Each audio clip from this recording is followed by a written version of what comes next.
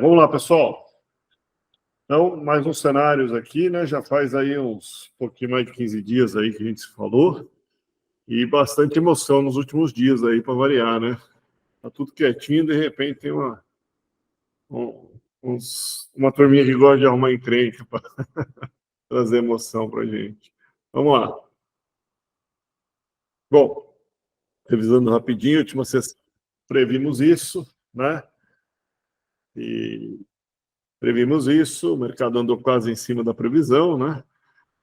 Nos últimos dias, um pouquinho aí de alta, aí, principalmente nos mercados futuros, que estavam abaixo do mercado e estão se precificando agora mais próximos do mercado, né? Estão voltando aí, igualando, pressionando um pouquinho para cima. Nós vamos falar um pouquinho, mas basicamente, né, na última sessão tínhamos um 224,20 nos futuros de maio, e eles vieram aí se balizar próximo ao mercado 232, aí se igualando ao mercado, né? Então, uma correção do mercado. Chegou alguns vencimentos a bater um 234, enfim, a gente vai avaliar um pouquinho esse movimento no futuro e a gente fala de lá nele. Milho, estava um pouquinho, você vê que as bolinhas futuras estão praticamente dentro do que a gente havia previsto, né?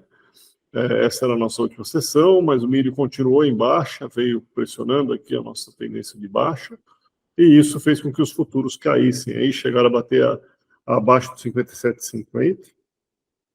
Nesses patamares a gente começou a comprar, tá? A gente vai falar um pouquinho disso, comecei a organizar algumas estratégias de compra com o pessoal. E a soja, bastante oscilação aí por causa do câmbio, né, principalmente, tem mais alguns motivozinhos aí que mexeram com a soja, nada muito diferente do que a gente vinha falando. O grande efeito aí é um pouco a soja que deu um estresse aí, a soja não, o câmbio, né, que deu um estresse aí com essas questões de guerra aí que aconteceram. Mas basicamente, quer dizer, da sessão passada, quando a gente dolariza, praticamente ficou igual, né, quer dizer, em Chicago, o dólar dá uma desvalorizada forte, barateia Brasil, e em Chicago a soja em dólar cai, né? Então, o movimento, um compensando o outro, em reais, que está aqui, a gente vê quase igual, né? Então, última sessão 133,72, e sexta-feira agora 132,37, né? Então, quase nenhuma mudança aqui. Vamos lá. Bom, mais a maior emoção, uma das grandes emoções aí, está ligado ao câmbio, né? Eu até trouxe uma figura um pouco maior para a gente pensar um pouquinho nessa estratégia de câmbio. Então a gente olha, nos últimos dias ela vinha vindo com esse lado um pouquinho de alta, muito relacionado, acredito, comentei na sessão passada, a questão da inflação começar a aparecer notícias de que a inflação nos Estados Unidos não estava sendo controlada, e ao não ser controlada, né, o juros de longo prazo que devia começar a cair, começa a ter notícias que não vai cair, né? Então, ao ele se prolongar em níveis altos, o dinheiro especulativo começa a voltar para lá, vai ficar alto, então eu vou voltar para lá, já que a curva de juros voltou a ficar alta, eu vou voltar para lá e vou ficar mais um pouco. Então, essa foi uma das notícias, e basicamente nesse fim de semana aqui, aí um bombardeio, né, da briga entre Israel e o Irã, né?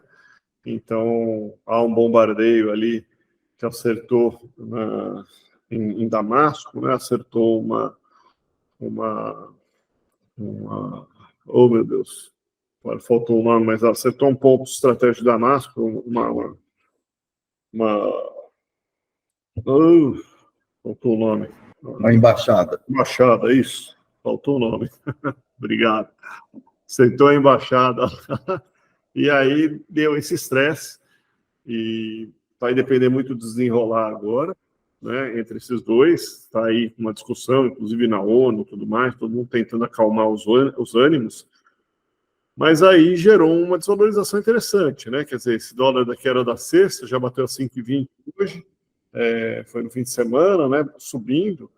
E aí eu falei, poxa, pessoal, isso aqui pode ter um ponto para a gente olhar. Ainda olhando o movimento em si, ele ainda está em alta. Então, eu estou segurando um pouquinho de sair com a estratégia, mas eu começo a me interessar por comprar uma put, para quem tem que vender soja 25, tá? Hoje a gente cotou, o Flávio, né?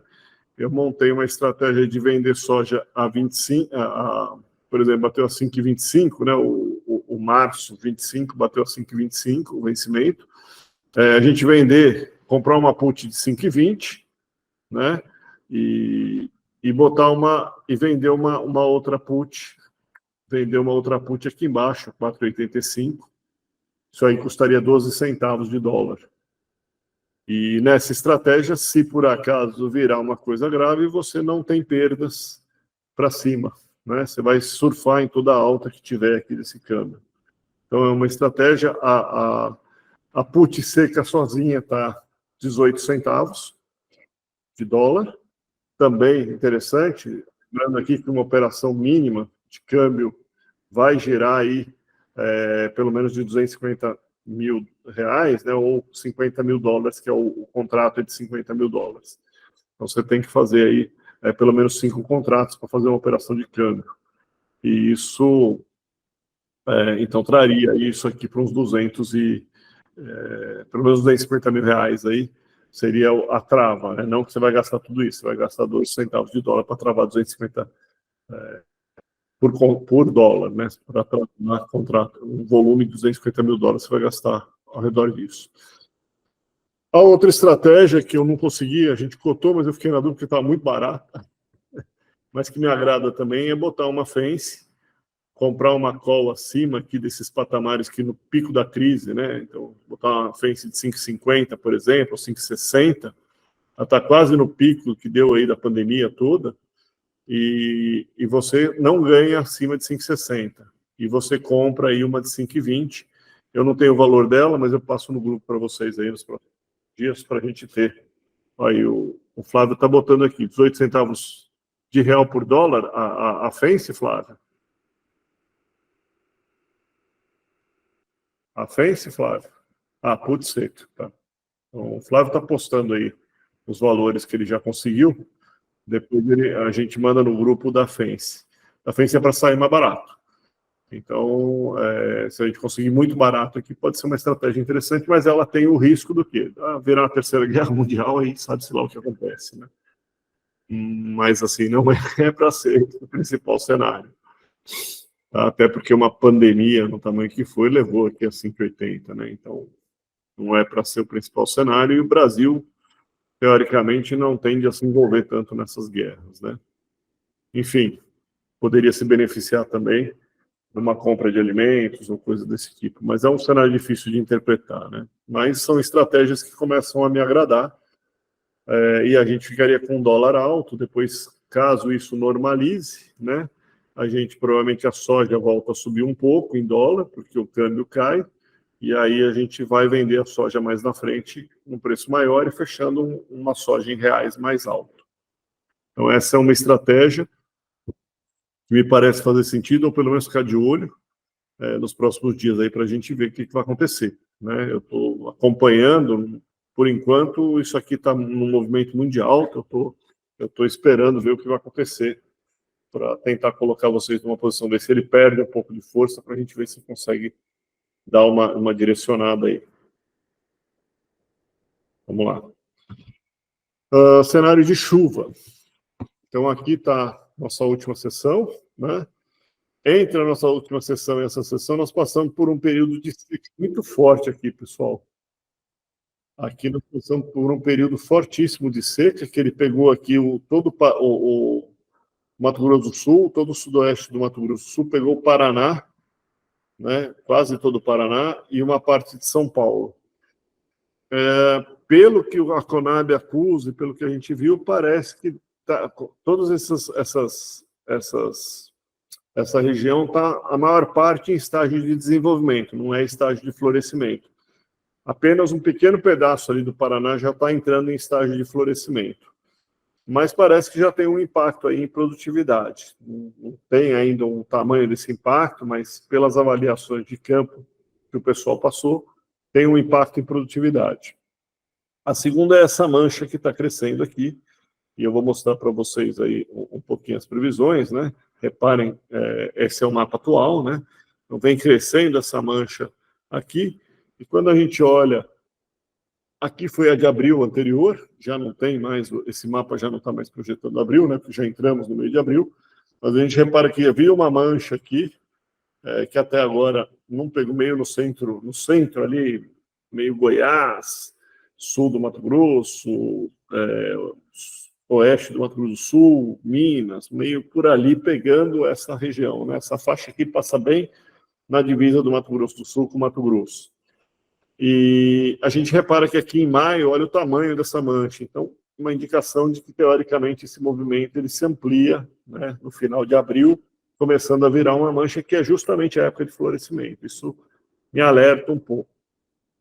Continua os Estados Unidos em maio com boas chuvas aqui, mas mais para frente começam a aparecer alguns riscos aqui de chuva no Mato Grosso do Sul. A gente vai ver no Corn Belt aqui dos Estados Unidos. Eu vou mostrar para vocês. Então, tentei puxar um pouquinho mais o curto prazo para a gente tentar entender. E a gente vê aqui, aí no dia 22 de abril, mais ou menos a semana do dia 22 ao 29 de abril, há uma mancha aqui já não é mais porcentagem de chuva, e sim em milímetros, né?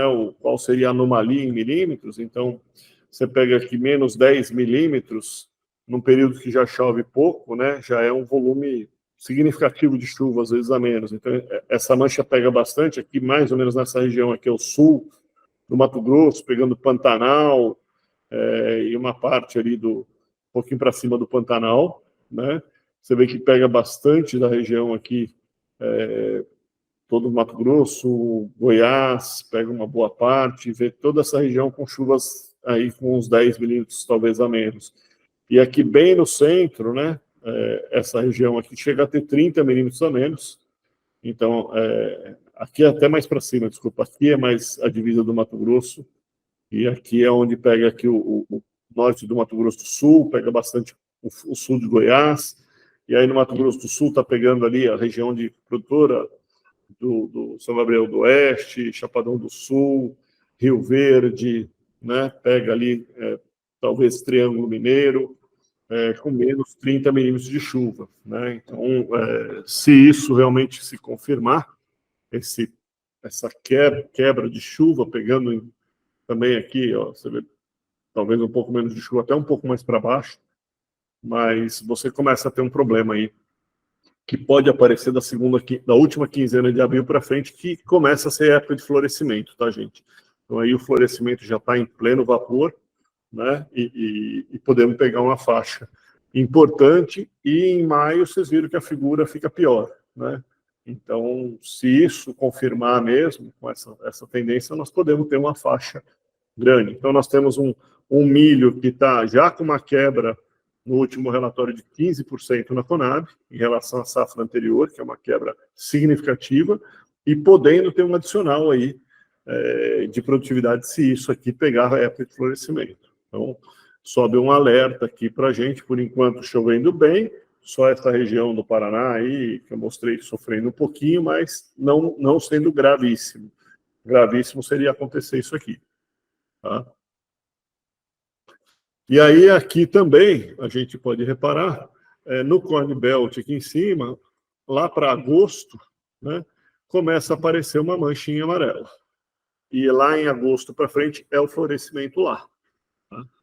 Então, difícil, ainda está longe, né? A gente vai acompanhar essa mancha para ver a evolução dela. Vocês viram que a mancha vai mudando, né? Eu tenho mostrado isso com frequência para vocês, mas ela vai trazendo aí um quadro de aparecer algum risco de clima lá nos Estados Unidos. Estados Unidos, em área, vai plantar de soja 3,5% a mais e vai plantar menos milho, né?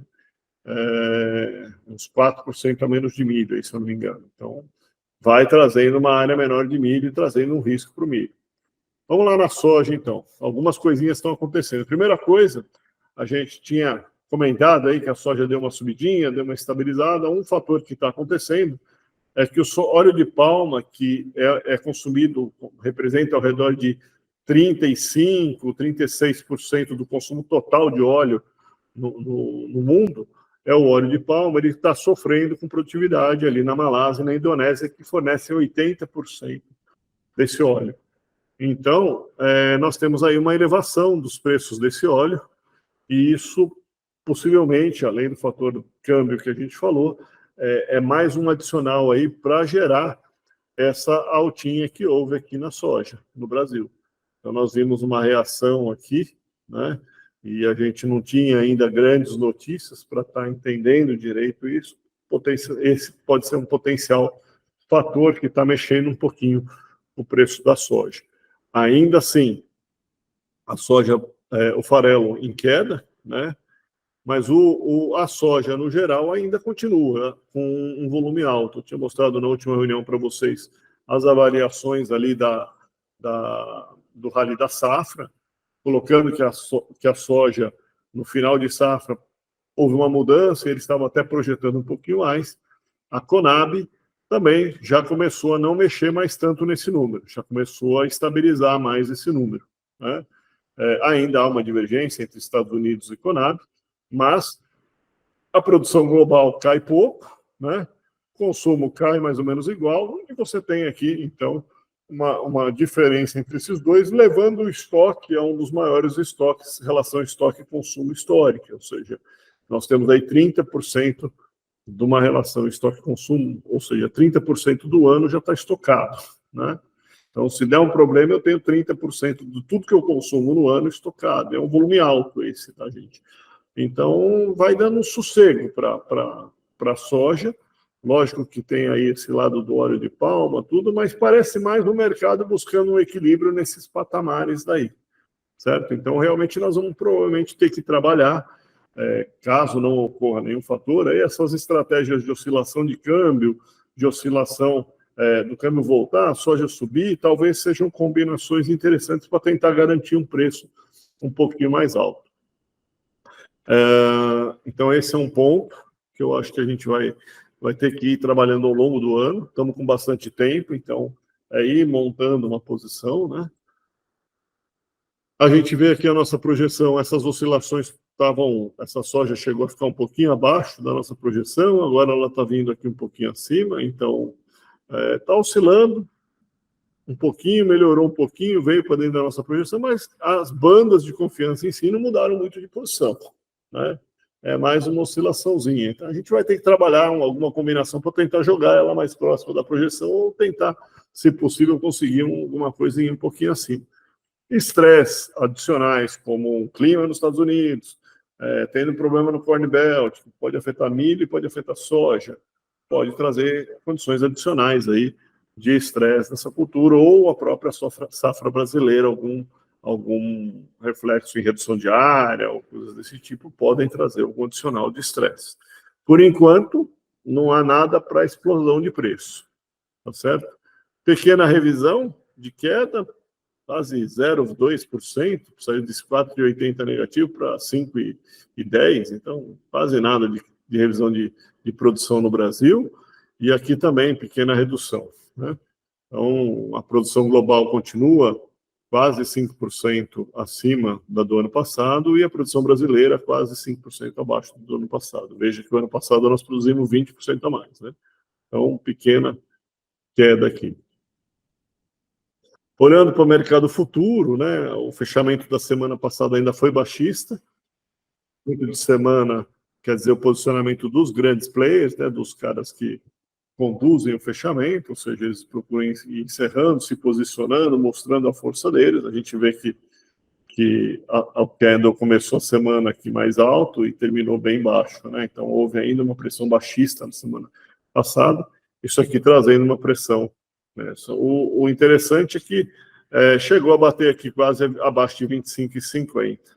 Eu alertei para vocês, ele voltou um pouquinho, mas a 25,50, né? Deixa eu ver mais um slide aqui, quer dizer, ele bateu aqui, ó, 25,50, muito perto, né? Eu acho que daqui está bem próximo do último fundo, com esse cenário de Malásia, talvez um risco dos Estados Unidos. Eu acho que aumentar um pouquinho aquela posição de quem está fazendo uma call spread, né? $1 acima, compra a primeira call, vende a segunda call ali ao redor de uns $4 a $5 acima da primeira, né?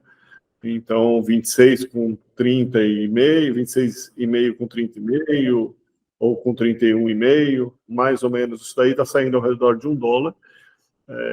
Aumentar um pouquinho essa posição ainda acho razoável, não fazer toda a lavoura, mas uma parte da lavoura, 20, 30% do total que colhe aí, pode ser uma estratégia para recuperar um pouquinho de preços.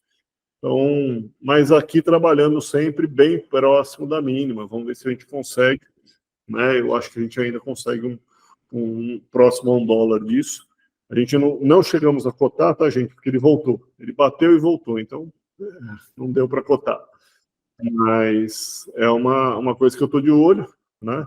Já vi algumas pessoas interessadas, me mandaram no grupo ou me responderam no direto. Eu estou de olho aqui, assim que sair eu mando para vocês. Isso aqui é uma coisa que vai ter que meio deixar lá na pedra com o Flávio, né? E aí, a hora que estiver chegando perto, põe lá e vê se sai um primeiro lotinho. Vamos para o milho, então. Tudo do milho, né? Opa. No milho, a gente começa a ver, então, aqui uma reaçãozinha, né? Desse milho brasileiro, né? Vindo, provavelmente, eu comentei com vocês que, no caso do milho, nós somos grandes consumidores internos, né? Então, a produção brasileira está quebrando 15% em relação à produção do ano passado. Então, é uma bela de uma quebra. E isso provavelmente traz um impacto. Adicional a isso, nós temos visto, então, esse lado dos Estados Unidos reduzindo a área, a Argentina acusando que vai produzir menos, um risco climático. Então, o que a gente tem visto é que as trades estão começando a se posicionar aí com um interesse um pouco maior nessa compra, tá? Então, isso está fazendo o quê? Com que o diferencial de base se encolha em relação à Praça de Campinas e melhorando. Então, a gente está tentando negociar, né, alguns patamares de preço no milho aí que podem ser interessantes para garantir um bom resultado. Nós temos aí clientes que venderam para confinamentos e fecharam aí nas regiões mais norte, Mato Grosso, ali fecharam bons preços, também venderam a 70, aquele milho da Bolsa que chegou a bater a 70, fizeram bons resultados aí, já realizamos uma parte, enfim, estamos trabalhando ao longo do ano conforme as oportunidades vão aparecendo. A produção, então, global, no último relatório então, do USDA, ainda vem um pouco acima. No entanto, a gente vê que o USDA não teve correções significativas na sua produção. Enquanto a Conab derrubou mais, o USDA derrubou menos sua produção. E os estoques, a relação estoque e consumo não está elevada, né? Isso aqui é uma relação elevada, essa linha, acima de 30%, nós estamos aí com 20 e poucos por cento. Não é uma relação muito elevada. No entanto, se o USDA fizer uma correção mais próxima, esses dois, estoque e consumo, começam a se aproximar e trazer um pouco mais de estresse para essa estrutura. Estados Unidos reduzindo sua produção também pode trazer um pouco de estresse. Ainda não saiu a safra 24, 25 dos Estados Unidos, mas saindo já tem essa indicação de área menor, então vai trazendo um estresse para essa cultura. Aqui a gente tem os dados da última sessão, né? Em abril agora o Conab e o USDA publicaram, então a gente vê em relação ao pico, que foi 1.235 milhões de toneladas, você tem aqui já uma redução em relação a esse pico, depois da China, mas ainda bem acima da projeção inicial, né? Sobrando aqui um pouco mais, o consumo cresceu e aqui ainda está sobrando, aumentou um pouco essa sobra dessa produção. No entanto, quando a gente observa a USDA reduziu 5 milhões de toneladas, enquanto que o Brasil reduziu 9, né, praticamente. Então, tem um gapzinho aí, e o Brasil tem feito mais correções, enquanto aqui as correções estão sendo bem suaves. Se houver um adicional de quebra ainda, devido a esse clima, é mais um ponto de estresse aí para o milho, né? Então, a gente fica alerta. Como eu comentei para vocês, aqui está o março, né? Então, a gente vê que as chuvas foram favoráveis durante todo o estágio da maioria da cultura do milho de desenvolvimento. Algumas regiões aqui, sul do Mato Grosso do Sul, sudoeste, né? Choveu 2 chuvas aqui já com abaixo do normal, então podendo trazer um pouco de estresse de desenvolvimento nessa cultura. Aqui nós vemos também em desenvolvimento São Paulo, apresentando na região que produz grãos também um desenvolvimento desfavorável, né? E aqui nós observamos no Paraná também o desenvolvimento favorável, sendo que algumas regiões já estão entrando em florescimento. Então, esse estresse dos 15, dependendo da região, chegou a dar 20 dias sem chuva, se pegou uma região de florescimento, ela, uma cultura que está já em desenvolvimento, pode apresentar um certo estresse.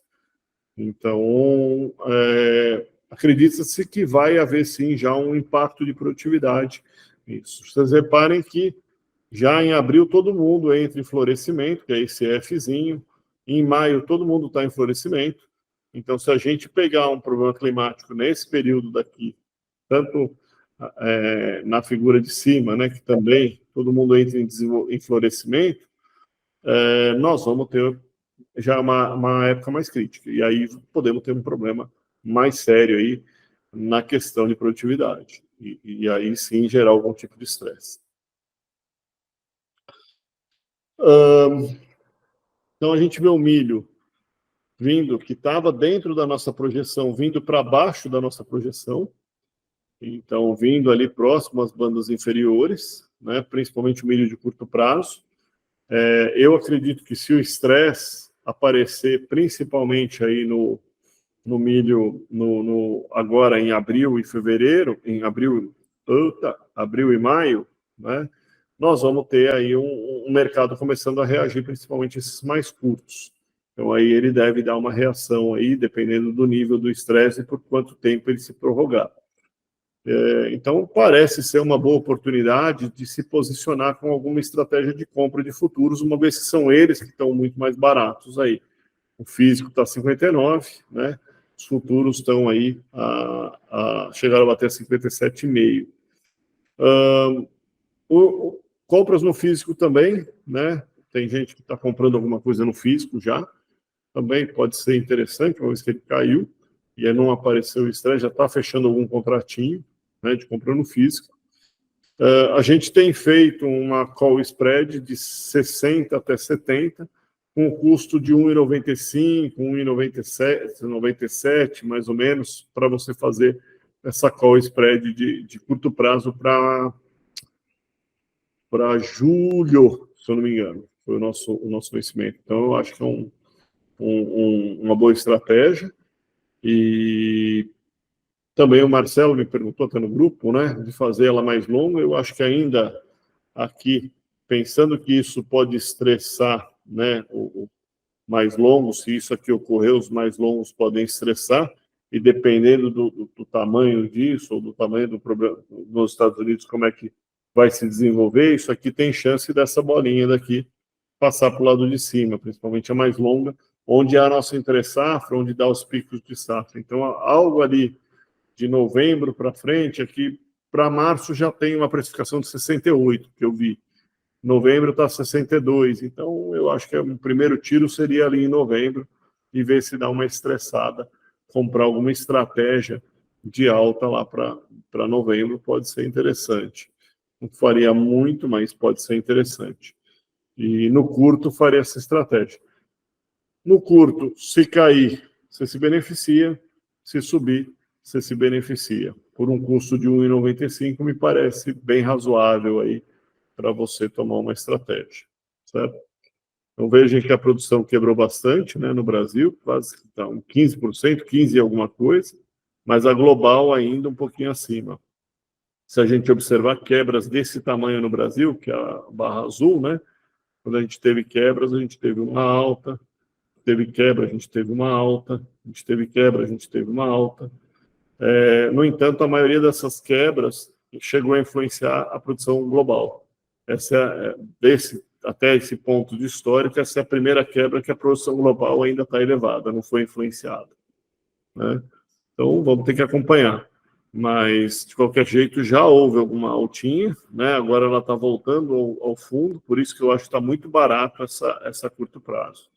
Né? Esse mercado está num ponto barato, né? Com toda a produção que houve no ano passado e no ano retrasado, 2 anos seguidos de queda, ela veio bater aqui e não rompeu esse patamar. Então, agora ela está se aproximando, então eu acho que está barato. Né? Se vamos ganhar, não sei, mas está barato. Precisa ter o estresse aí para a gente ver se ganha alguma coisa.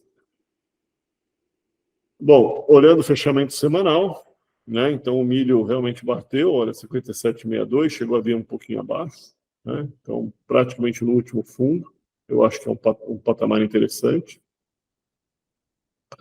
Olhando o milho diário, né? Então a gente vê também aqui, olha, quase fechou 57,62, né? Então quase na mínima. É um ponto para se tomar alguma estratégia, aumentar um pouco a posição, enfim. Quem tem confinamento tem que comprar, e eu acho que vale o posicionamento, pelo menos para garantir até a chegada ali do confinamento. Quando chegar ali em julho, você decide novamente. Se quebrou, você já vai ter se beneficiado. Se não quebrou, você vai comprar o milho no físico com um preço talvez nesse patamar, e vai perder R$2 aí, R$1,95. Né? Então, enfim, defender um pouco mais isso me parece interessante. E o boi, né? Bastante gente aí, essa altinha aí que voltou a recuperar um pouquinho a bolsa, né? Vamos lá. Então a gente percebe que, em termos de produção, não é normal, tá? Janeiro e fevereiro. Fevereiro costuma ser um mês bem baixo de produção. Foi um mês de produção bem alta, né? Janeiro também. Então, 2 meses, não sei se por causa da seca ou alguma coisa afetou ali, o pessoal acabou entregando alguma coisa, mas enfim, houve uma produção razoável. Março já começou a chover melhor na maioria das praças, e aí talvez seja uma retenção um pouquinho, o pessoal segurando, porque os pastos estão em condições um pouco melhores, mas de qualquer jeito a produção é bem maior do que a do ano passado. Né? Então, a produção maior, o preço caiu um pouquinho, né? E acho que abril tem um pouco menos de dias úteis, mas abril continua ainda conseguindo, pelo menos nesse começo, parece que conseguimos segurar as entregas. A gente viu que as chuvas não estão tão ruins, né, principalmente nas regiões mais produtoras. Então, o Brasil ainda conseguindo segurar um pouco o volume, mas eu tenho daqui de maio para julho começa a aparecer as vacas e há alguns sinais de que isso ainda não terminou. Então, eu acho que ainda temos uma vaca aparecendo aqui nesse momento, gerando um pouco de oferta. Depois, parece que o ciclo realmente tem alguns fatores, vou mostrar alguns indicadores que estão dando sinais de que isso está mudando. A exportação foi um pouco pior, caiu produção, normalmente cai a exportação também, e com preços melhores. Né? A gente está muito competitivo, foi com preço melhor, então isso também ajuda aí a segurar um pouquinho o preço. Um nível de exportação ainda alto, né? Acima. Aqui não dá para considerar porque não tinha exportação, né? Foi vaca louca, mas de qualquer jeito um nível ainda razoável de exportação. E sobrando mais carne no mercado interno, na média o preço caiu um pouco, o volume que sobrou também enxugou um pouquinho o mercado interno, e ao enxugar o mercado interno faria sentido que essa carne começasse a subir um pouquinho. Né? Então, abril provavelmente tem aí também um volume possivelmente com uma quedinha de abate, também um volume de exportações estão bem competitivas, então acredito que isso continua mais ou menos algo parecido com março, em abril. Né? Mas, realmente, eu acho que deve vir ainda alguma coisa aqui. Né? Seria natural vir alguma coisa nesse momento de ciclo ainda, nesse período de maio até agosto, aí vir um voluminho de abate. Aqui, se vocês lembrarem ou pegarem as sessões anteriores, essas bolinhas estavam mais próximas, mais para baixo, vieram para a minha projeção, estão bem dentro da minha projeção. Né? E eu acho esse cenário um cenário bem razoável, tá? Principalmente se a gente começar a ver a virada de ciclo, não me surpreenderia ter umas bolinhas um pouquinho para cima aqui, mas mais para frente, não agora. Né? Principalmente no último trimestre. Na semana, nos futuros, houve uma recuperação, o mercado vindo para se igualar com o mercado físico. Né?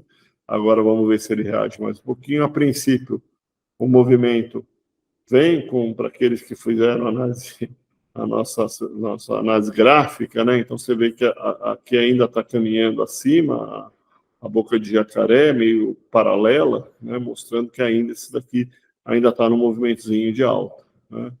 Então bateu aqui esse 234, me agrada esse 234, como ele ainda está suavemente em alta, me agrada ainda ficar de olho nele, mas me posicionar numa estratégia de baixa até março. Até março não, até julho, né? Comprar uma put, comprar uma fence, né? Eu compro uma put de 232 e vendo uma fence de 245, vendo uma call de 245 aqui em cima ou mais alta, custando aí R$3, R$3,5, para eu me proteger de uma eventual queda disso aqui, podendo romper esses 220 aí, vindo um pouquinho mais baixo, dependendo desse nível de oferta. Então, eu baixaria meu custo da reposição, faria isso somente para o meu custo de reposição. Então, eu tenho lá 1.000 arrobas de bezerro que eu comprei, faço um hedge de 1.000 arrobas, barateio esse custo da minha arroba, me permitindo que, se não subir muito no segundo semestre, eu já tenho um custo mais barato para eu poder vender mais barato e tentar fazer um resultado melhor na minha produção. Então, me faz sentido ainda esse tipo de estratégia aqui, né? Esse movimento eu estaria acompanhando ele. Quem quiser fazer vai me avisando, mas eu estaria acompanhando ele para fazer esse movimento. Ok? Vamos lá. Então, olhando aqui a plataforma, alguns pontos aqui. Basicamente, no mercado, a gente vê o diferencial de base entre o Boi Brasil e o índice Exalc piorando, né? Ou seja, vieram já um pouquinho para cima da média. Isso faz com que o frigorífico que está em São Paulo se interesse mais por comprar boi em São Paulo, parar de derrubar o boi de São Paulo e voltar a comprá-lo, né? Ou bois que estejam ali uma relação boa. Então, realmente, a gente observa aqui quase que o boi lá fora não caiu, nas outras praças, né? Conseguiu se sustentar, e uma queda maior no boi São Paulo. Provavelmente isso aqui faz com que o boi São Paulo pare de cair, e agora depende da oferta. Se a oferta vier mais forte, provavelmente nós vamos ver esse azul caindo, e aí o São Paulo não sobe e volta a cair. Então, é esse o ponto que nós estamos, né? Uma coisa interessante é que aqui, a gente olhando o bezerro, a gente observa que a relação de troca do bezerro já piorou um pouco. Então, quem defendeu essa relação aqui lá atrás, vendendo um futuro e comprando bezerro, se beneficiou. Ou agora, a gente observa que nos últimos dias o bezerro até subiu, né? Então, a gente pode observar aqui também em abril, né? Você observa aqui em abril do ano passado, esse bezerro quase que vinha numa linha de descendente, né? A subidinha aqui, depois pegou a descendente. E aqui ele até que pegou parece estar um pouquinho mais firme. Isso é sinal de ciclo, né? Bezerro, eu venho comentando para vocês que o bezerro vai tender a ficar um pouco mais firme. E pode ser um sinal aqui de ciclo. Quer dizer, o índice Exalc caindo e aqui caindo pouco, né? Aqui a gente vê o índice Exalc caindo, ele vem cai. Não chega a subir, né? Enquanto que aqui não, o índice Exalc caiu e ele se sustentou, e de repente o índice Exalc caiu e ele subiu, né? Então, o bezerro começando a ficar mais firme é sinal de ciclo, né? Então, isso também vai me dando esse sinal. Estou de olho, né? Precisa ficar de olho, porque não é uma coisa fácil de olhar, mas são sinais, né? A carne, então, recupera um pouquinho da mínima de 242 aqui, mas muito pouco, né? Você vê que a carne quase bateu no mesmo fundo aqui que ela estava, enquanto que o boi não voltou nem perto do mesmo fundo, né? Então, começa a mostrar também aí uma relação oferta-demanda já um pouquinho mais. A carne fica ali mais firme, mas o boi diminui a sua diferença aqui, né? Então, começa a melhorar um pouquinho, né? A margem das indústrias ainda está boa no mercado interno, né? Aqui, a última não pode considerar, que ainda não lancei o dado das exportações de março. Mas até aqui, a margem da indústria na exportação piorou um pouquinho, né? Vamos lá. Mercado externo vai botando o Brasil muito bem, né? O Brasil chegando está quase 40% mais barato que os concorrentes. E aqui os Estados Unidos, no último relatório agora já mostra que os Estados Unidos vem reduzindo sua oferta e a oferta global de carne começa a se reduzir. Então, essa oferta global se reduzindo, Estados Unidos um pouco fora diminuindo a força dele, muito mais cara, muito menos competitiva, você tem a Austrália, Brasil, onde esse mercado deve migrar para essas carnes. Né? O Brasil está muito barato, né? Uma carne na Austrália aqui, nós estamos falando de um boi de, roda bichinho, $53, enquanto no Brasil nós estamos falando de um de 45, né? Agora, lógico, um mercado grande consumidor, a logística aqui é muito melhor, compensa uma parte disso, né? Mas o Brasil está muito barato, mesmo aqui no sul, né? Na América do Sul, ele é uma carne muito barata. Então, melhora a atratividade do Brasil, ajuda o Brasil a manter preços, a não ter uma derrubada de preços tão significativa.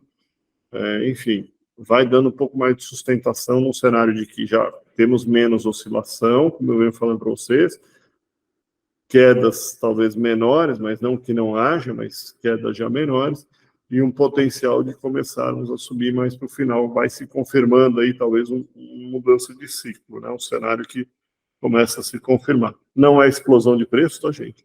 Mas é melhor, né? Probabilidade de queda no fim, né? A maioria das regiões ainda muito na estabilidade, quer dizer, não cai o boi no físico, fica estável, né?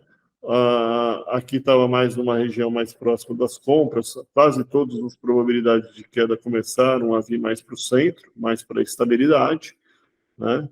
Então a gente vê que Goiás, reparem nesse movimento, todos esses daqui, a probabilidade vindo mais para a estabilidade, né? E aqui também essa linha ficando mais central, mas não assumindo uma linha de alta, que seria realmente uma linha de mais forte de alta. A maioria deles assumindo uma linha suave, com estabilidade, ligeira alta, né? Quase todas as praças se comportando da mesma forma, mostrando aí um mercado relativamente estável, né? Um ou outro um pouquinho mais de alta, mas não sobe sozinho, teria que estar todo mundo mostrando um sinal meio parecido, né? Então, Rondônia, né? Enfim, o pessoal que tem a plataforma Premium dá uma navegada, mas a interpretação é essa, né? O mercado vindo mais para uma estabilidade, isso aqui em algumas praças melhorando, quer dizer, Rio Grande do Sul um pouquinho de alta, mas olhando os preços, né, caiu um pouquinho, voltou um pouquinho, né? São Paulo, Tocantins já olhando, São Paulo se estabilizando, voltando, não cai porque as outras praças não estão caindo, já encolheu o diferencial, então ele firma mais. E no milho, ainda embaixo, por isso essa pressão aqui, eu acho que já está próximo, começar a se posicionar, né? A hora que ele vira rápido. Então, quem quer fazer, começa a se posicionar devagar, olhando as análises gráficas, olhando ali, já vai para a análise de mercado futuro, as análises gráficas, e começa a montar sua posição, né? Então, acho que é uma oportunidade que está pintando aí. E a soja, né? Veio um pouquinho em alta, a gente mandou vocês segurarem, agora ela começou a entrar em estabilidade de novo. Tem dado uns picozinhos, essa desvalorização aí do câmbio tem ajudado, né? Então, pode ser que você consiga pregar uma venda legal. A gente tem visto que alguns clientes que compraram um KCL bem comprado, ou compraram bem um adubo, o Super Simples também deu oportunidade lá no final do ano passado, quem comprou fez uma compra boa, agora já estamos buscando ver se a gente consegue fazer uma trava dessa relação de margem de lucro entre a compra do insumo e a venda da soja, da soja já 25, ver se a gente consegue travar uma excelente relação. E estamos indo para níveis de excelência, ou seja, os melhores níveis de uma série de 5, 6 anos, os melhores níveis de relação de troca a gente está muito perto de fazer. Nós estamos na briga, não fechamos ainda, mas estamos muito perto. Então, quem tem meta, quem tem objetivo, já está buscando fazer sua relação aí, tá certo? Projetando aí o curto prazo, né? Também continuamos aí com um pouco de estabilidade. Se isso aqui vier um pouquinho de alta, pode vir trabalhar os próximos 15 dias aí na banda de cima, eu acho que é a oportunidade para proteger, pelo menos proteger o curtíssimo prazo de alguma surpresa aí, e barateia. Se não baratear, vai perder R$ 2, R$ 3 por arroba, tá dormindo pelo menos, não há nenhum desespero. Tá certo, pessoal? Então, era isso que eu tinha para passar para vocês. Abrir aqui para as perguntas, né? Quem quiser fazer uma pergunta aí, levante a mão. Vamos embora. Fernando, tudo bem? Tudo bem, Alberto, como é que está? Não, eu sei. Tudo bem. Alberto, no comecinho do papo, estava com a conexão ruim, estou aqui na fazenda, e o gerente aqui, com o Francisco. Bom, Francisco. Quinta-feira vamos conversar juntos, ele vai estar junto aí no papo. E eu perdi o que você falou sobre as estratégias lá da soja. Você falou de qual spread, falou depois de outras... Uma é o dólar, que está subindo muito. A gente até mandei mensagem, né? Então o dólar subiu bastante. Eu acho que esse dólar é um pouco difícil, mas ele está indo com... Se fosse só o câmbio, né? O câmbio não, juros americano, ele talvez subiria mais devagar, a gente encontraria ele um pouco, mas de repente vem esse adicional da guerra. No adicional da guerra, ele pode dar mais um repique para cima. Difícil a gente saber o que vai acontecer com a guerra, mas, sei lá, espera-se que todo mundo esteja tentando não brigar, né? Não se matar e sim tentar a paz, né? Então, assim, se ele der um repique meio alto, eu acho que a gente deve tentar se posicionar um pouquinho nesse câmbio, né, numa estratégia de uma compra de uma put ou uma estratégia de baixa, talvez botando uma banda superior, comprar uma, tipo, tá 5,25, março 25, bateu em 5,25. Então, compra uma put de 5,20 e vende uma call de 5,60, que é quase o pico da crise lá, né? Tenta ver quanto é que custa isso, se for interessante. Flávio, a gente cotou, Flávio passou alguma coisa aí também, não sei se ele tem um comentário adicional, depois eu vou jogar para ele um pouco, mas a gente cotou uma call spread de 5,20 com 4,85, ou seja, compra uma put spread, desculpa, uma put spread, compra uma put de 5,20 e vende uma de 4,85, que é quase a mínima que deu aí nesse dia. Como tendeu os juros mais para frente, né, ficar mais alto, então acho que 4,85 passa a ser razoável. Então, se ele oscilar nessa banda, você se beneficia, e se ele estourar para cima, porque fomos para a Terceira Guerra Mundial, você também se beneficia. A outra é a compra da put seca a 18 centavos, né? A primeira custa 12 centavos de dólar, a segunda custa 18 centavos. Então, eu acho essas oscilações elas vão ocorrer. Eu acho que algum posicionamento, iniciar os posicionamentos, vai fazer parte, vai montando, né, ao longo do tempo. Desculpa, você falou uma put spread, então. Compra uma put spread, pode ser uma... E vende outra compra uma put a 5,20 e vende uma 4,85. Uhum. Tá. Essa aí estava custando quanto, vocês falaram? 12 centavos. 12. Tá. Ainda acho que o dólar está subindo, tá? Porque deu esse estresse, dependendo, então não acho que tem que sair correndo, mas tá pronto para fazer. Porque a hora que começar a dar uma viradinha, pode virar rápido. Então, talvez a gente não pegue, mas se quiser, talvez deixe na pedra alguma coisa mais acima, tipo, olha, se o mercado for a 5,30, você vai fazer a 5,25 para mim, né? Então, deixa alguma coisinha, faz. O dólar você tem que fazer no mínimo 5 contratos, não tem jeito. Deixa 5 contratinhos lá, depois se subir mais, você faz mais 5, enfim, vai montando uma posiçãozinha, né? Custa 12 centavos de dólar.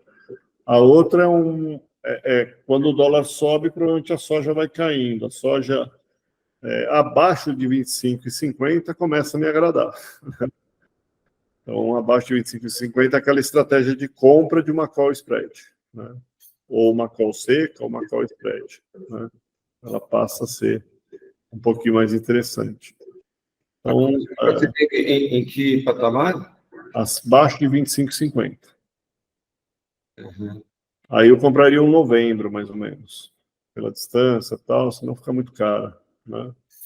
Tá. A put seca no dólar compraria aqui patamar? A put seca também, né? Falamos assim, o strike está 5,20. 5,20. É, Esses 18 centavos é 5,20. 5,20. Tá. Tá? E o futuro? E se fizesse o futuro e fosse rodando ele, como a gente falou aquele dia? Como? Comprasse um futuro e renovando ele, Acaba ficando mais caro, né? fica mais caro? É, que você sai uma vez, compra outra, sai uma vez, compra outra. Você pode especular com esse vencimento mais curto, né? Como a oscilação aumentou, você pode fazer, em vez de fazer para março, você pode fazer e tem sempre que dar um tempo, não menos de 3 meses. Em 3 meses, para o dólar vai oscilar, para a soja, não sei. Acho que tem que ser mais longo para a soja, para dar uma chance de oscilação. Para o dólar, eu acho que pode 3 meses também é razoável, porque em dólar, como ele oscila bastante, mais ou menos o tempo dele oscilar uns 3 meses. Você pode fazer uma estratégia de 3 meses, depois trocar ela de novo. Para soja, para milho, que está muito barato, aquela estratégia para 3 meses é válida, mas para soja eu pensaria já em novembro, se fazer mais curto. Difícil você pegar uma oscilação grande, ainda mais com esse mercado. Eu tentaria ver o risco da soja americana, que vai ocorrer até outubro. Você está em setembro, outubro, vai ter o risco da soja americana. E aí a soja brasileira ainda que vai chegar, né? Pegar clima, pegar tudo.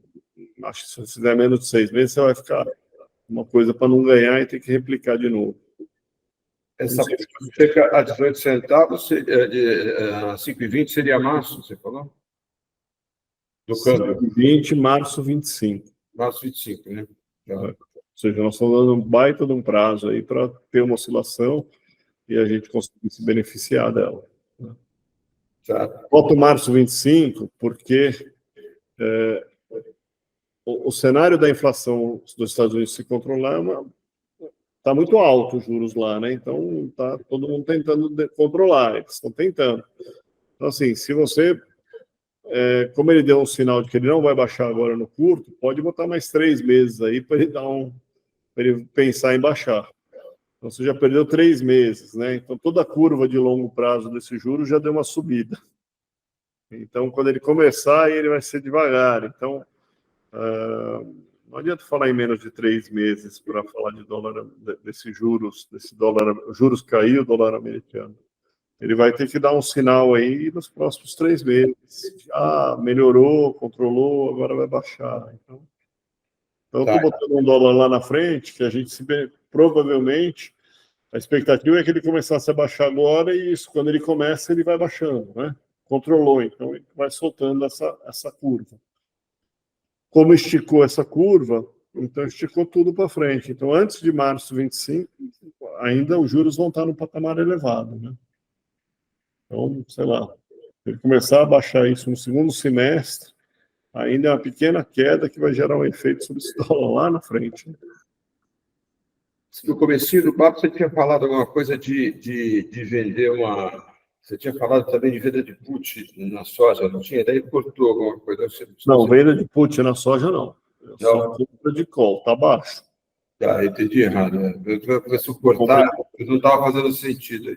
Você tinha falado da compra de put, uma coisa assim, daí estava cortando, não anotei. Tá.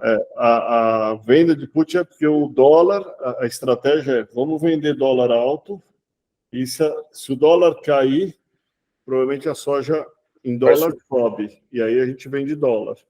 Talvez realiza isso e vende a soja em dólar no alto, e aí fica nesse jogo. Eu já fiz esse jogo algumas vezes com alguns clientes. Então, realiza essa, faz aquela, alta, né? E aí caiu, realiza, faz a alta, e vai jogando aqui. Vamos ver como é que vai ser o jogo desse ano. A gente não faria tudo, mas começa a fazer, não fica fora do jogo. Fica fora do jogo, não fiz, não fiz, não fiz, o jogo foi rodando, ele vai rodando. Eu vi a NDF hoje, dólar, março estava 5,33, eu acho, 5,30 e pouco. Não sei se vocês chegaram a dar uma olhada. Não, eu não olhei. Flávio, você tem algum comentário aí? Não, o dólar acabou fechando nas máximas aí. Deve estar próximo de 5,30, mais ou menos, eu acho, esse NDF mesmo. Deve estar bem justo aí agora. O mercado subiu bem. Eu vi aqui, o 31/3 estava 5,32,57, 30/4, 5,33,20. É que o dólar futuro, março, ele vence no primeiro dia útil de março. Tem um mês para frente ainda, que é a data que você está falando do NDF. Isso aí. O dólar bateu em 5,30 em março, né? Março não, G. Seria o abril, né? O dólar abril, o que ele abril, estaria falando, não o março. Então, bem alto, né? Isso aí. Eu acho que a gente dá uma diversificada na NDF não é ruim. Tá? A grande vantagem de fazer futuro, né, a opção é que você consegue sair e entrar a hora que quiser, né? Essa é a grande vantagem mesmo em relação ao NDF, você ficar preso na operação.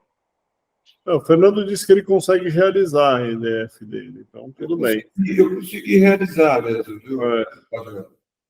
Mas assim, eu acho que a grande vantagem está, se der uma guerra mundial na NDF, você está ferrado. Você vai pagar a conta.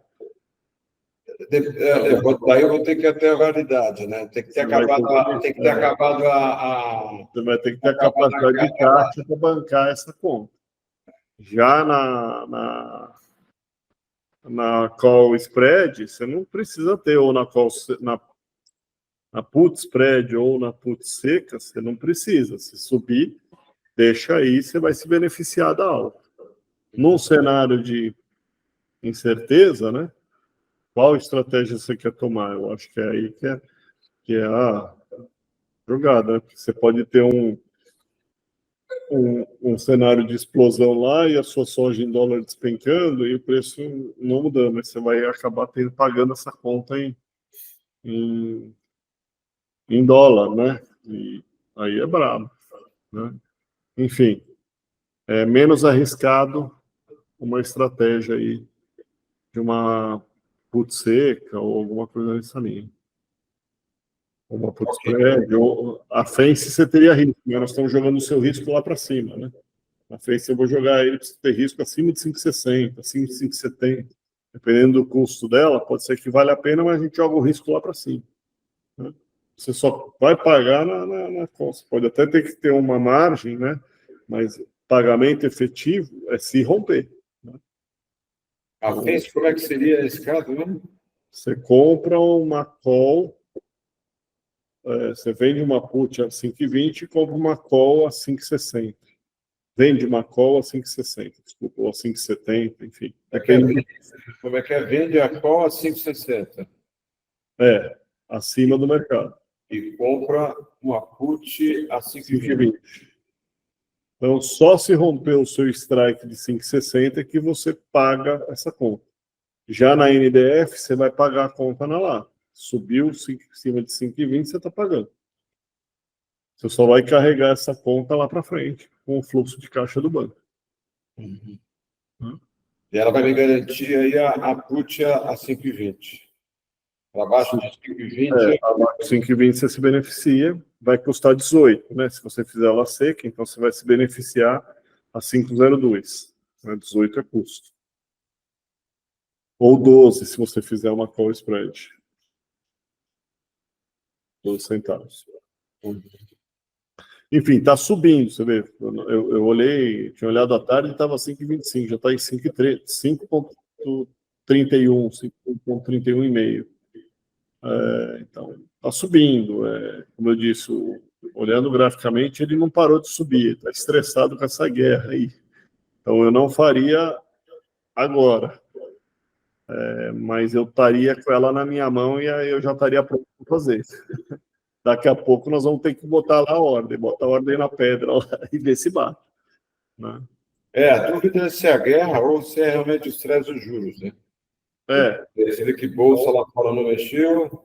Então, é acompanhar para ver quando entrar na estratégia. Aí o acompanhamento é na análise gráfica, não vai ter nada no físico que vai te mostrar isso, vai ser o gráfico na hora que a turma começar a vender. Aí você entra na jogada. E pode ser rápido, né? Mas, enfim, eu acho que curto prazo está um pouco estressado, eu estou esperando um pouquinho, mas já estamos se preparando. Prepara o bolso, prepara as condições aí, deixa o cadastrinho bom, tá com o telefone do Flávio na mão, o WhatsApp, manda lá e prega a hora. Né? Maravilha. Então, obrigado. Tá bom? Obrigado. Mais alguém aí? Marcelo, respondi sua dúvida aí do milho que você me perguntou. Positivo, Alberto, positivo. Entendi. Tá bom, beleza. Mateuzinho tá aí. Mateuzinho já tá com a mão no gatilho. Tá esperando da ordem. Ô, Pessina, beleza? Boa noite. Tudo bem? Boa noite a todos aí. Tudo bom. Pois é, Pessina, a gente tem estudado, não é fácil montar o fluxo de caixa, né? É. Mas também as oportunidades que apareceu lá em dezembro, a gente comprou fertilizante. Estamos engatilhados já para venda de soja 2025. Tem montado a estrutura, né? Então, eu vejo assim que é extremamente importante fluxo de caixa ajustado, que é uma coisa, eu acho que para mim é a parte mais difícil de entender, né? Entender e executar a formação do fluxo de caixa. E depois ter coragem para fazer as operações em bolsa, né? Acreditar na experiência do Alberto, junto com o Flávio, que tem me ajudado bastante.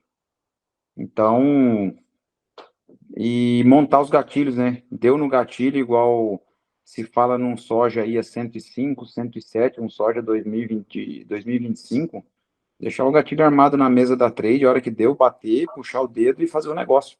É isso aí. Depois a gente vai se defender. Não pode hesitar. Ah, mas aí 105, 107 é pouco. Mas é pouco por quê, né? É pouco porque a pessoa talvez não entenda o que ela precisa fazer.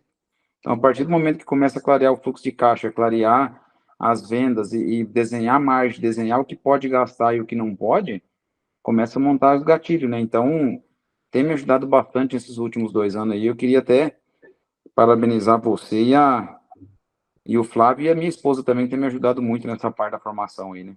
A Adriana é campeã, minha parceira. É bom demais. Obrigado, Mateusão. Tamo junto. Tem ajudado bastante a gente a dar umas noites melhor de sono, né? Não ficar rolando na cama e com gosto de tomate podre na boca, né? Matheus esse ano da soja não foi um ano fácil, né? Mas o Matheus se posicionou bem naquela soja 30, com estratégias. Não sei se a gente chegou a fazer dólar esse ano passado, né, Matheus? Mas, assim, fomos realizando, realizava, fomos botando para dentro. No fim, todo mundo, não foi fácil para ninguém, não obtivemos grande resultado, mas se defendemos melhor do que a maioria, então foi bom. E o que aconteceu bom foi aquela questão do milho 24, né? Milho a gente 24 se posicionou as vendas aí. Se eu não tivesse feito o que eu fiz, o que a gente fez, né? O que a gente montou junto, eu, você, o Flávio e a Adriana, se a gente não tivesse feito isso aí, talvez seria o pior milho meu da história desde 2014, né? E muito pelo contrário, está sendo o melhor desde 2014. Então, tem que ter coragem, né? Às vezes, muito sangue frio na hora ali, a gente fica com medo por ser novo nisso e ser bastante indeciso, mas, assim, as pessoas que não fizeram aí, tem que fazer, a gente tem que se estruturar melhor. Então, foi feito bem a venda casada de milho 24, e apostado em ferramenta em cima disso, né? Então, tem milho vendido a 50, 51 na nossa região aqui, e tem muita gente que duvida disso, né? Então, eu vendi o milho, e a gente fez ainda put em cima desse milho, né? Então, o milho caiu, a gente ganhou, liquidou a operação, puxou para dentro, né? Com a experiência do Flávio e do Alberto aí, me ajudou bastante, cara. Vamos ver o que a gente vai fazer com o restante do milho físico, né? Mas parabéns mesmo pela instrução que vocês têm, a experiência que vocês têm e ter a paciência que tiveram comigo, né? Para poder me ajudar nesse passo a passo que já vem há mais de 2 anos aí junto com o Alberto e com o Flávio. Agradeço, Matheus. O Matheus é um que fez a lição de casa, né? Quer dizer, estruturou bem o fluxo de caixa dele, a gente criou os indicadores E ele conseguiu entender que tem certa hora que a margem está muito boa, não tem que ficar em cima do muro, não, tem que decidir. Esse ano, no milho, no caso, foi um milho difícil, porque na Bolsa passou só uma oportunidade, mas ele teve oportunidades no físico, e eu falei para ele, prega o pau no físico, está melhor do que na Bolsa. Ele fez boa parte no físico, quase 70% do milho dele foi vendido já no físico, e mais uns 20%, 30% na Bolsa, né?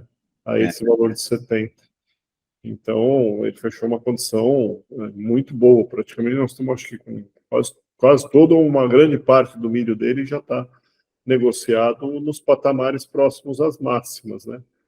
Então, estamos falando de Mato Grosso, milho de 50 no Mato Grosso, você não tem hoje, né? Quanto é o milho aí hoje, Matheus? Hoje estão falando na casa 37, 38, 39 por aí. Ele fechou a média, acho que está a média de 47, 48 de média, todo o milho dele. Então, 48 e alguma coisa, né? São Mais 10, as ferramentas ainda que tem que liquidar e fazer o cálculo ainda, né? tem mais um adicional aí, sei lá, mais alguns reais aí. É um excelente patamar, né? Olhando o que nós fixamos na margem, né? Deu margem, fechamos margem boa, e quem está aí, a gente mandou mensagem para muita gente, né? Avisando que aquele milho de 70 era uma boa, e às vezes a oportunidade está no físico, como eu falo para vocês, né? A questão da gente não ficar fora da jogada. Eu tive pessoas que e aí acontece, não é culpa de ninguém, mas acontece que é o caso de, poxa, entendi que a margem está boa, mas vou falar com meu pai, vou falar com meu tio, vou falar com... E aí o time passou. Ou meu tio acha que vai subir mais. Mas talvez não seja isso, Alberto. Esse achômetro, essa rodinha de conversa de preço entre produtores, eu vou mudar o nome, não é rodinha de conversa, é rodinha de fofoca, né? Porque a conversa ela só é séria quando você tem parâmetro na mão. E a fofoca é uma especulação. Eu fechei, mas o que o fulano fechou dentro do fluxo de caixa dele, talvez não é bom para o ciclano nem para o beltrano. Então, o que acontece para dar bom é você estar com o fluxo de caixa ajustado e a meta traçada. Sem ter isso aí na mão, você não vai saber se aquilo é um preço bom ou se é um preço ruim. Porque você não tem o fluxo de caixa, não tem a meta traçada, consequentemente, você não vai saber o tamanho da margem. Se você não sabe o tamanho da margem, como é que você vai entrar vendendo? Você vai entrar tirando no escuro, né? Você não vai saber onde você vai acertar. Você entende que a margem está num patamar dos melhores seus históricos, você fala, perde a dúvida, né? Vou proteger. Né? Quero ganhar mais. Vamos montar a estratégia que você ganha na alta, então, tudo bem. A gente trabalha, assim, o nosso foco aqui foi soja, né? 107 é um bom preço para 2025? Para mim, sim, mas talvez para o meu vizinho, meu colega, não, né? Então, assim, a pessoa tem que estar atento no dia a dia dele, na compra, na venda e principalmente na questão da margem, né? Desenhar a margem. Deu na margem, puxa o dedo. Não fica esperando. Depois você espera, passa a hora, o preço cai e você perde a chance, né? Isso aí.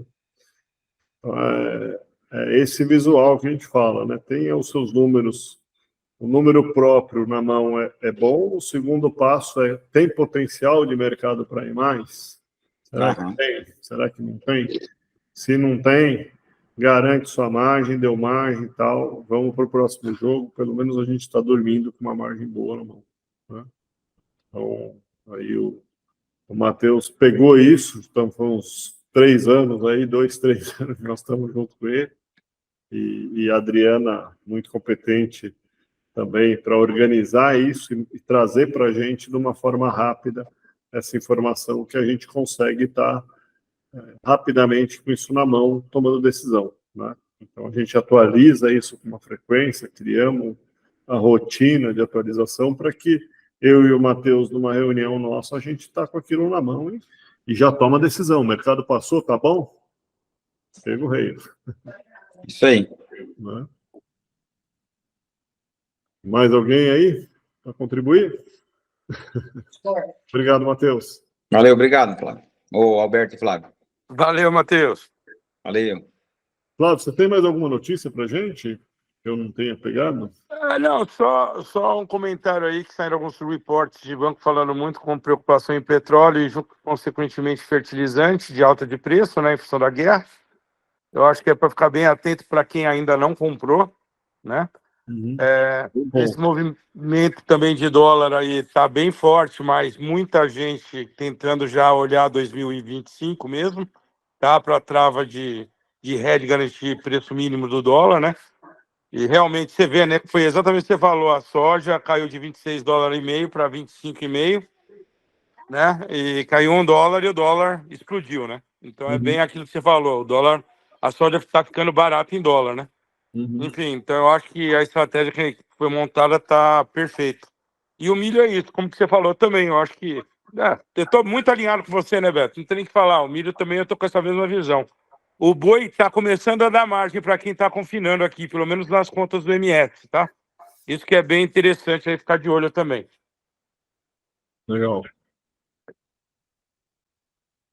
Alguém mais tem algo a contribuir aí, pessoal? Só uma pergunta, Flávio. O que você disse ali, que cortou para mim, o que você disse que você acha que está um bom momento de comprar o fertilizante por temer a guerra aí? O Matheus, não, na verdade é o seguinte, para quem não comprou agora, tá? Aqui já começou a subir o fertilizante aqui, tá? Tá, mas Principalmente a ureia. tá, esse fertilizante você está querendo dizer seria fertilizante Agora, da safra de soja 24, 24, 25. ou Perfeito, safrinha muito 25? 24, 25 que ninguém comprou ainda. Aqui muita gente ainda não comprou achando que ia cair mais. Seria do soja, né? É, do soja. Tá, e o que você me fala em relação ao fertilizante de milho safrinha? Safrinha 25. É difícil falar alguma coisa, né? Porque ninguém sabe o que vai ser dessa guerra, mas é um momento para ficar bem atento com o mercado em si, né? Eu acho que essa questão de guerra aí é o perigo que existe, que o Beto falou, né? Imagina uma terceira guerra mundial, né? Deus ouça que não aconteça, mas é uma coisa que pode fazer esse dólar explodir, por exemplo, né? Aham. Da mesma maneira que se não tiver nada, esse dólar vem de novo para 4,80. Certo. Compreendido. Valeu! Valeu, obrigado. Se você pegar o petróleo, né, ele é formador da ureia, né? Então, você vê que quando a Rússia deu o sinal ali, os dois que deram grandes problemas, a Rússia fornece KCl também, mas bem o petróleo que deu o KCl foi uma e a ureia foi outra que as relações de troca explodiram e pioraram bastante. Enfim, é o cenário do caos, né? Havendo um corte aí, petróleo, por esses grupos, né, que são importantes players, e aí você tem uma ureia explodindo de preço, né? Já acho que o Oriente Médio, eu tenho que revisar, mas eu não lembro direito, mas com certeza o petróleo e influência na ureia, KCl, eu não sei se tanto o Oriente Médio é tão importante, eu tenho um pouco de dúvida ali, eu tenho que revisar os dados, vou dar uma olhada qual a importância ali dos fornecedores de KCl. Super simples é menos, né? Mas basicamente é isso.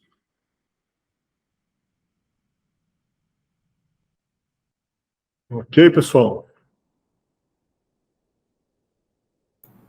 Boa noite, Alberto. Obrigado. Tá, Fala joia. com ele, então. Falou, Fernando. Falou. Então, ninguém mais com perguntas. Deixa eu ver se alguém... o Edson mandou uma aqui. Quanto fica para comprar milho na Bolsa para julho e agosto para garantir o pessoal? Então, eu comentei, né, Edson, que o Edson ainda está aí. Desculpa que eu não vi. Mas a gente fez para comprar milho entre 60, uma estratégia de 60 até 70, R$ 1,95 nós pagamos. Nós fizemos essa operação recentemente com alguns clientes. O milho bateu a 57,5, mais ou menos. A gente pagou R$ 1,95 para proteger acima de 60 até 70.